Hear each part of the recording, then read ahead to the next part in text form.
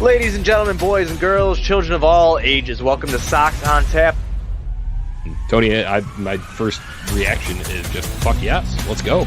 Sox versus Detroit. That's where it all starts. It all starts taking care of business in-house in the Central Division. That's right, I'm a meatball. You got to bring that top button swag, baby. It is always great to beat the Cubs. And I'm a homer, so I always say they're gonna. Dallas Keuchel, Lance Lynn got some beards that you should be afraid of. What everybody said when he gets out there, it's me versus the other guy, and I'm going to beat him. So I just love that mentality. It's cool and fucking tough. Steve, would you say that Tony is mad online? I would definitely say that. The White Sox winner.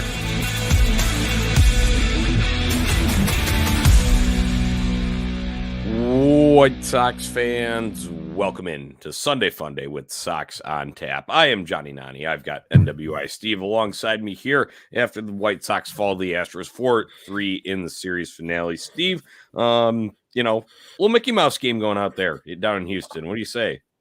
Hey, yo, Johnny. Yeah, it's hard to be mad about this game here. Sox, had some opportunities to score some runs, particularly early on in this game here, but the difference was a couple of Mickey Mouse home runs there because of a gimmick ballpark. So what are you going to do? Just chalk it up. Yeah, so the title of this episode is GFY, Crawford boxes, because you go and look at those. I love the Twitter account, Steve Would It Dong, and it shows, which ballparks or how many ballparks a certain fly ball or an out would be in a home run, or excuse me, a home run in a certain ballpark. And the first one was only 2 out of 30 ballparks, and the second one was only 4 out of 30 ballparks. That's the definition of Mickey Mouse bullshit. And we've seen it before, like in the short reports at Yankee Stadium. Yeah, and they showed that graphic on the horrendous ESPN broadcast during the game about the gimmick ballparks that are out there, the ones that will see home runs that are specific to their ballparks that would not be home runs in the vast majority of the league. And, the juice box down there in Houston was near the top of the list there with some of those bullshit home runs in the Crawford boxes. And unfortunately tonight, Michael Kopech was the victim of 2 of those. Yeah, yep. Well, we can talk about Michael Kopech here. We got to talk about a little bit of offense that was going on. But, hey, we didn't have a show after Saturday, so just real quick, that one felt good. And obviously, I think we'd have a much different tone here if they didn't do what they did on Saturday afternoon to Justin Verlander. Yeah, anytime that you can see the Sox go out there and just pummel Justin Verlander the way they did, it warms my heart. He has been an absolute pain in my ass and a terror for, the last 16 years of my life. So anytime that he has to wear one and take the L, you go to bed that night feeling a little bit better. Yeah, and the manner in which they did a 7-0 shutout of the Astros on Saturday afternoon, that at least gets us through this weekend. And now we get to come back home after this, hopefully regroup a little bit and take it to maybe some teams that aren't as, high quality as the Astros are, at least in terms of where they are in the standings and whatnot. So, all right, let's get to this game, though, here on the Sunday night baseball broadcast, Steve. Michael Kopech taking the mound, obviously, the situation with him having to lose the start after 2 outs last week, a week ago today, actually, with hearing that pop in the knee could have been really scary. He had some fluid drain during the week, said he felt good to go. He did indeed go, and he went 5 innings tonight, but like you said, got dinged by a couple of, Mickey Mouse home runs there. But overall, give me your takeaways for Michael Kopech tonight. Overall, he was fine. The velocity was a little bit down, a couple of ticks, and they did comment on that during the broadcast there. He was working behind in counts a little bit more tonight, even though I think he only had 1 or 2 walks over the course of the 5 innings there. But overall, the stuff was just okay. And it just kind of one of those starts where you go out there, you don't necessarily have your top level stuff, and you got to do it against a team in their ballpark that has really been the best team in the American League for much of the last 5 seasons. So he went out there and he battled, and you feel okay about it. Not good, not terrible, but given that first start coming off of the knee issue last weekend against the Texas Rangers, you got to feel okay about it. Now, what's really going to be interesting is to see how he feels physically tomorrow after going through the rigors of a 5-inning start there, the wear and tear and the pushing off on the knee. So how he responds to this tomorrow and Tuesday, and then into potentially Wednesday when he would throw his next bullpen. That's really going to be the biggest test here. Yeah, definitely. You read my mind. I was going to bring that up. It will be interesting to see. He went 75 pitches tonight, so not like a super, super long outing, but he did give you 5 here. Only 4 earned runs when you're looking at the line across the board here. Did strike out 4. It was only 1 walk that he had allowed there. So once again, overall, not terrible. And it could, I think the worst case scenario would have him retweaking the knee. That definitely would have been. So I am thankful for that. Obviously, you want to win the game here, but same time, you're getting those are flyouts in other ballparks for some of those home runs. So you take those away, and then you're talking about a possible White Sox winner because they manufactured their runs in this game, Steve. I know they wasted a few opportunities in this one, but hey, before we get into some of the negatives about that, how about Luis Robert, AJ Pollock? There's a streak of guys here now that are hot, and that's weird to say because at the beginning of the year, not one single guy on the team was hot. Yeah, it's nice to see a couple of these guys starting to pick up the slack a little bit. Luis Robertson's coming back from the COVID IL he's been just okay. The power hasn't really been there. It's maybe starting to manifest itself a little bit here over the last 2 days. He's got a pair of doubles mixed in here. So hopefully he's starting to get that power stroke back a little bit, starting to drive the ball with a little bit more regularity. He's actually been taking pitches on occasion here, which that was really the biggest concern that I had initially was he was just going out there first pitch, just in swing mode right away. It just seemed as though he wasn't comfortable at the plate. It seems like he's starting to get a little more comfortable back in the box now. And I think we are probably getting a little bit closer to him getting back to being the explosive offensive player that he can be for extended periods of time here. And that's something that hopefully coming back home tomorrow, he can help kind of carry this team a little bit. I think we talked about with other guys as they come along during the season. I think he's taking the steps. He's going up the staircase right now. So as soon as he gets to that plateau, and that kind of coincides with him elevating the ball too, I think that's something that we all want to see there. But his defense, he did friggin' smoke that RBI double that he hit tonight. So that was good to see it, popping off the bat like we know he can really drive. And he had a foul ball too that he just got out in front of. But that was the one that hurt a little bit because he knew it too. That was the one that he should have hit over the fucking railroad tracks right there, and he just got a little too anxious in the box out there, and that's just part of the game, I guess. Yeah, right. It would have been nice, and that would not, if he would have straightened that thing out, it would not have been it would have been a no doubter, unlike the Mickey Mouse home runs that the Astros hit tonight. So I'll keep hammering that point home since that is the title of this episode here. So all right, let's talk about this, and it's the bottom of the lineup, Steve. That is, just. Come on, when you're looking at this, I'll just read off the names. You got Reese McGuire, Josh Harrison, Adam Hazley. Actually, I will give Reese a little bit of credit. He did have a double earlier in this game. But, man, when you go down to the bottom of the order there, and, of course, that's where the White Sox had a couple of runners on base early in this game. I believe that was the top of the second when they left him there. That's a Harrison weak pop out. All he needed to do to get a run home, obviously, you'd like to see a single, bring 2 home there. All you need to do to get a run home, though, was hit a decent fly ball. Couldn't do that. And then Adam Hazley looking at a strike right down fucking Broadway. Yeah, that was a very frustrating inning right there. Obviously, the Astros score bottom part of the first inning, so they get on the board early. Sox have a chance to answer back. Reese McGuire, he's really been swinging the bat pretty well for the last couple of weeks. Was able to squeeze one into the left center field gap there for a double, setting up that second and third situation there. And we've just seen this far too often this year.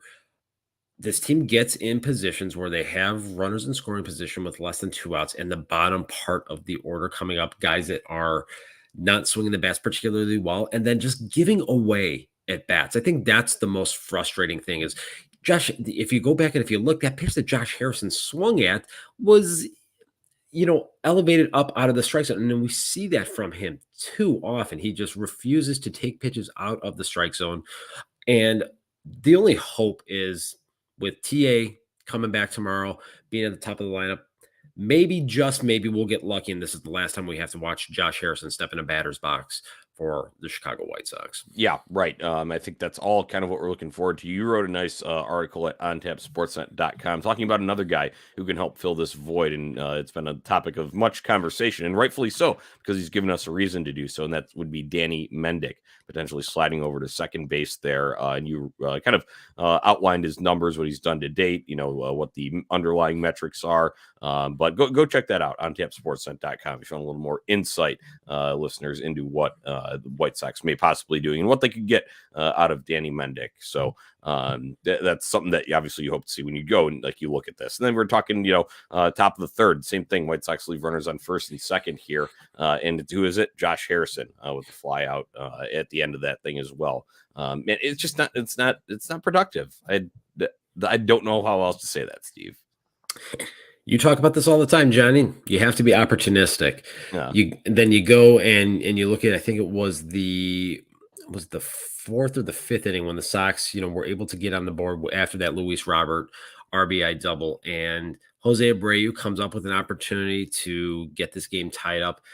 Not a great at bat from Jose in that spot. He's obviously been one of the biggest run producers for this team this season, and since he put on a White Sox uniform, but that was not a great at bat out of him in a position where he did have an opportunity to tie this game up. So they had their chances early on in this game, and even innings where they weren't accumulating base runners. Christian Javier was missing out over the plate with a number of fastballs early on in this game, and the Sox just simply were not taking advantage of it. I felt overall the at-bats were pretty good for the most part against Javier. They worked up a pretty good pitch count on him. He was at, I think, 96 pitches through 5 innings. So to see the Sox offense be able to do that, they fouled off a number of pitches, worked some lengthy at-bats on him. So overall, he felt okay about that offensive approach, but it's just the timely hitting just simply wasn't there. And this has been kind of a continuation of something we've seen almost the entirety of the season.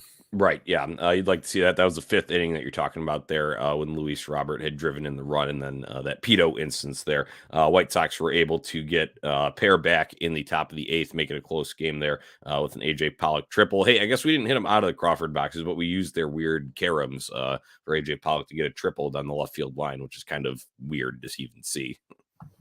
Yeah, that was a very, very odd ricochet that thing took off the bottom of that left field scoreboard in Houston. I've been in that ballpark and seen it. I can't ever remember seeing a ball take that kind of an angle when it hit the scoreboard down there. So that was an opportunistic situation right there. AJ Pollock, again, continuing to swing the bat pretty well for this team, really getting hot over the last couple of weeks, being the player that the Sox thought that they were acquiring when they sent him, when they acquired him from the Los Angeles Dodgers. Yeah, it wasn't. I didn't see it, but I heard there's a little dust up with Craig Kimbrell, and he hasn't been too great. So I think the trade's working out all right for the White Sox so far. Weird because I was told by certain members of White Sox Twitter early on in the season that they wish that Craig Kimbrell was here instead of Liam Hendricks. But how's that working out? Okay. Yeah, right. And I just so we saw what happened with Kimbrell last year, and then Pollock. You need an outfield bat. Like imagine where they'd be. You're talking about filling these roles. You'd be seeing a lot more of Adam Hazley and shit if you didn't have AJ Pollock in this mix. So, enjoy the hot streak while it's here. Yeah, that's all I'm gonna say about AJ Pollock there. He just continues to hit for the White Sox. So that is one positive here that we're taking away. I mean, we covered most of this, Steve, the home runs there, the Kopech, lack of execution there in some situations. But overall, once again, I think a loss that we don't feel too terrible about. And we get to come back home. I'm excited for the boys to come back home. They got a nice long home stretch here. Sure, the Blue Jays had swept them up in Toronto, but then you get the Orioles after that. And I think the White Sox may be a little bit better aligned here because Lance Lynn is making his home debut in front of the Southside crowd on Monday in the series opener against Toronto. You and I will be there together. We'll fuel up. Hashtag confirmed. Right. We'll fuel up wings and rings before.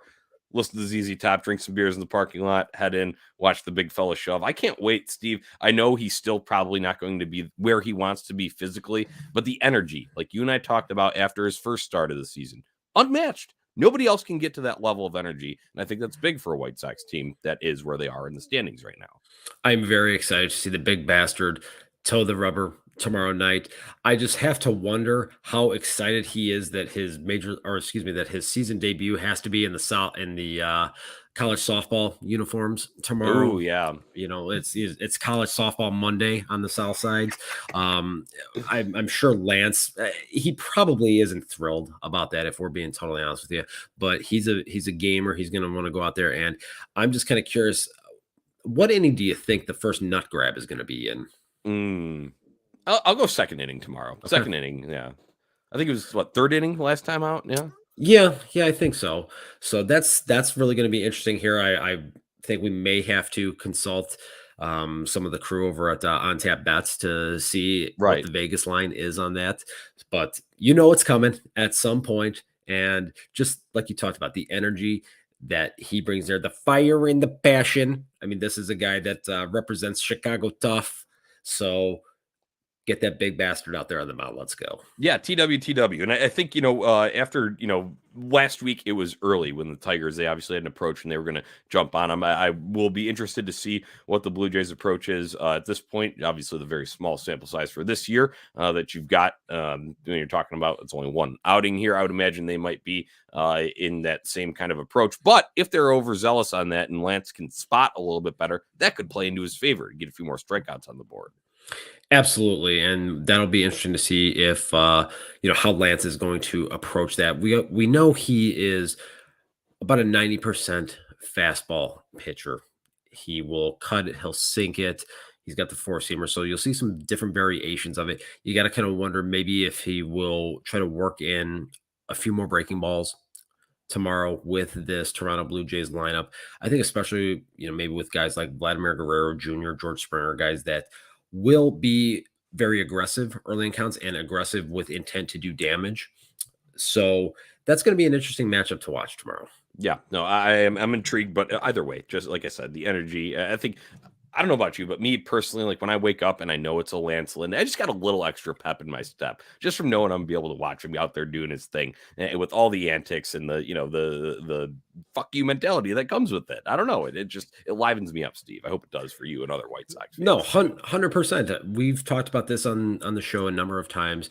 I think a lot of pitching is about mindset, and you have to go out there and you have to throw pitches with conviction, and you have to believe that whatever you are throwing, that whoever is standing in that batter's box is not going to hit you. And Lance Lynn has that mindset. He has the belief that he is better than whoever steps in that batter's box. He's going to go right at him, and he's going to say, "Here it comes, motherfucker. Hit it, because I don't think you can." Right. Sometimes he's going to get beat. That's okay. That happens. He's a competitor, but I love that mindset. He's out there. He's constantly in attack mode from the minute he steps on that mound because he believes it is his mound out there, and that's what I want to see. He's aggressively confident, and I like that. You need a guy like that leading your staff, so I'm very happy to have him back in the mix. All right, something else you alluded to earlier, because it's not just, Lance Lynn, home debut, good to see him. It'll be the first time in a few weeks we've seen one Mr. Tim Anderson expected to join the team. Tony La Russa, # confirmed today that Tim Anderson will be in the lineup leading off playing shortstop for the series opener against the Blue Jays. I know he's one of your favorites, well, one of all White Sox fans' favorites, but hey, Tim back. Going to be great. This is going to be really interesting to see. You add in the elements of Tim Anderson and of Lance Lynn, two very emotional guys with this team. And they were able to hold serve in the absence of TA over the course of the last 3 weeks here. So you feel okay about it. You're coming home 2 games under 500, but you're still within striking distance. And hopefully now TA can come in there, provide again a little bit of an offensive boost to this team that has actually been starting to swing the bats well over probably the last 10 days to 14. So you add his bat and his energy back up there at the top of the lineup, and hopefully his legs are back 100% because we know the type of havoc that he can cause on the base path, not from a stealing base perspective, but being able to take that extra 90 feet, going first to third, second to home on base hits. And those are the types of things that this team sorely needs because they're not hitting the ball out of the ballpark with consistency. And Tim can add that added element to this team here. So that's going to be interesting to watch with him out there. So you put those two guys back there out on the field tomorrow. It's going to be an exciting night at 35th and Shields. Yes, it most definitely will be. One of the most excited I've been for a Monday in forever. I got to say that. It absolutely was. I guess last Monday was one as well with Lance Lynn making his season debut. But obviously that was on the road. So we were just watching that. We'll be in person attending. I can't wait. Going to be a good time, Steve. A couple other things just with these returns. I like TA because we talk about set the tone. It's a very simple thing. Well, there's just something about a leadoff base hit when the White Sox come up to bat for the first time in the bottom of the first inning. And then he's, obviously, since he has a very nice opposite field approach, always the possibility of him sneaking one into that visitor's bullpen too. That would be a nice sight tomorrow in the bottom of the first. I wouldn't be surprised if, knowing that Jose Barrios is making the start for the Toronto Blue Jays, this is a guy that a lot of in the White Sox lineup know well from his days with the Minnesota Twins. If he goes out there, tries to get a little careless with that first pitch fastball, Timmy's might just go try to put one on the fundamentals deck tomorrow there. So I will not be shocked if we see Tim put everything into that very first swing on that first pitch tomorrow, regardless. And hey, it would be really nice to see this offense get on the board early here, courtesy of Mr. Tim Anderson tomorrow. Yeah, right. I think that's going to be a popular pick to click. We'll get to those in a little bit here, but we got to talk lineup construction when Tim Anderson's coming back. That's already solidified. We know that. Tony Lewis already confirmed it, leading off shortstop. There's no question about that. We knew he was going to be back there, but it's where do an Andrew Vaughn, AJ Pollock, you got a couple of these guys here. Do you want to keep that consistency right there at the top? Obviously, you have a new face in there from what was the kind of consistent before while he was out when you had the Pollock, Vaughn, Robert Abreu sort of set up there. What do you think? Give me a little just synopsis here. You don't need to run through the full lineup, but where do you put some of these guys that maybe could go either way? I think what you're going to see with the top 5 in the lineup is you're going to see TA, Vaughn, Luis Robert, Jose Abreu, AJ Pollock. I think that's how Tony is going to line it up. And then 6 through 9 is really going to be where the mixing and matching is going to come into play at the catcher position, right field, etc. But I think those top 5 guys right there are going to be relatively solidified. We've seen Tony La Russa hitting AJ Pollock in the number 5 spot a little bit more here over the last week or so, between kind of just shuffling him and Danny Mendick into that leadoff spot there. So I almost feel like that's where he's going to cement AJ Pollock in the lineup here going forward. That makes the most sense. I was just, thinking with AJ Pollock, if you're riding the hot streak, he could be a possible option for number 2, but at the same time, Andrew Vaughn hitting for a better average and obviously has the, just natural hitting abilities that we all know he has, a reason why he was a Golden Spikes winner and a top draft pick. So I just wanted to get your thoughts on that. So I kind of concur with that lineup. In that same breath, now you can pick the click. Who's getting it done tomorrow? I have no choice. I got to do it. I got to go Mr. TA. I think he's going to look to start fast tomorrow. First pitch. Watch out in the left field bleachers. All right, I love it. I will go with that AJ Pollock. I like that triple today. I like how he's been hitting a lot of multi-hit games over this past week. So I'll go back to him and probably in the 5 slot, AJ Pollock. So I think we got a good batch there. Steve is going to be hopefully a good hashtag set the tone game for the week, because you win that one and do it in a fashion that is clean, crisp baseball. Maybe leave the yard a few times. Ball go far, team go far, stuff like that. I think that could bode well here, because you just got 3 against Toronto here and then a 4-game weekend set against the Orioles. You could really do some bump slaying there. This is really important. This team, if they are going to make a move here, obviously first they have to get back to and above 500. That is the first milestone marker that they have to hit. But the other thing that they have to do is they have to start taking care of business at 35th in Shields, which they have not done this year. What a contrast from a year ago when they went out there, they won 50 games at home and really struggled on the road. This year, it's been just completely flipped. For whatever the reason, they are not playing well at home. And I don't think it's a coincidence when you consider the fact that this team has not hit the ball out of the ballpark with consistency. No matter what happens here, with the deadening of the baseballs, whatever else is going on around the league, this will always be a ballpark that is going to be dependent upon the home run. And if this team can start hitting the ball out with regularity, good things should happen. It's going to be hot this week. The ball's going to be jumping. The ballpark is going to be very, very lively. So if this team is going to turn it around here, this is a pivotal week. Really need to see them find a way to go 5-2 this week. Yeah.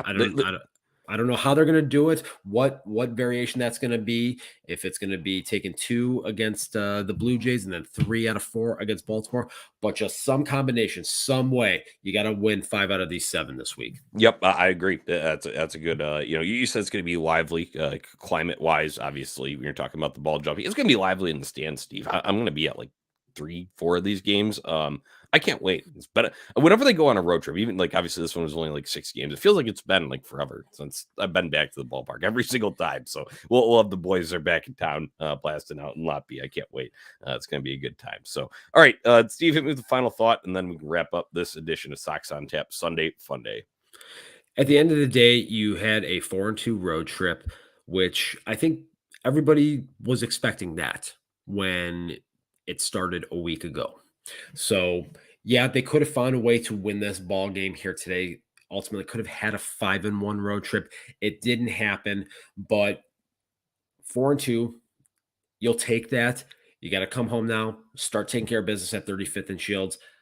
Let's get on a roll here. Let's get this thing going. Yep, you put it well there. I think the 4-2 on the road trip. That's but it's a satisfactory mark if we're giving out a report card here at the end, evaluating this White Sox road trip. It was great to get Lance Lynn back, obviously at the beginning, and now starting kind of this new chapter of a homestand. It always just kind of feels like it turns the page a little bit when you come back from a road trip that's multiple series and then get a chance at home. But don't play down. That's what I would be. I do not want to see an instance of they had a big, nice emotional win against the Yankees back at the end of May, and then they come home and get absolutely shellacked by the Red Sox there. Do not let that happen. I don't think with Tim Anderson and Lance Lynn in the back in the mix here, that will even be allowed from an emotional standpoint. So I just hope that holds true and leave the ballpark. We want to see fireworks. We need to get our guy Tony some more fireworks. I want to be inhaling the sulfur there. We all want we want to see the White Sox put up crooked numbers.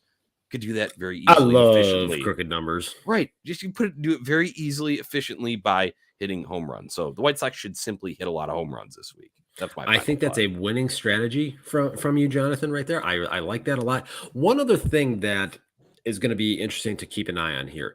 The Jays are coming off of a very emotional come from behind victory today against the Yankees. They had a very tough 3-game series this weekend, dropping 2 out of 3. Their bullpen was taxed very heavily this weekend. They did not get a lot of length out of their stars. The Yankees are just bludgeoning people, putting up a lot of runs. So if the Sox can find a way to have success against Jose Barrios, which they have done many times in his past life with the Minnesota Twins, and actually his one start earlier a couple of weeks ago up north of the border here. If they can do that again and get into that bullpen early, it could set the tone for the remainder of this series.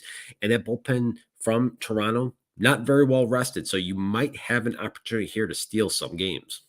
The Sox on Tap scouting report. That's the on tap difference right here. I love it, Steve. I like the recon that you did on the Blue Jays there because I had seen some of the scores. I know the Yankees were just on an absolute tear coming in there. And I did hear a little bit of noise about those comebacks, but good to know from you that the bullpen is taxed. So utilize that. When the other team's down, kick them in their area of weakness. So White Sox should make a point of that. All right, listeners, thank you for tuning in here, Sox on Tap Sunday Funday. We appreciate each and every one of you.